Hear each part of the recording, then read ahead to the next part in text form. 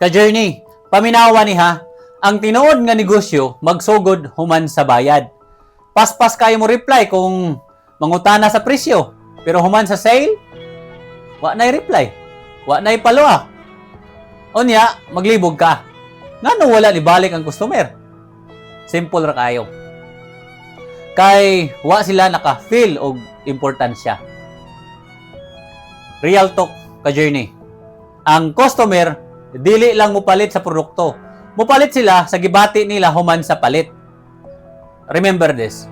Ang after-sale experience maka-build og trust. After-sale experience mao ang pinakabarato pero pinakakusog nga marketing.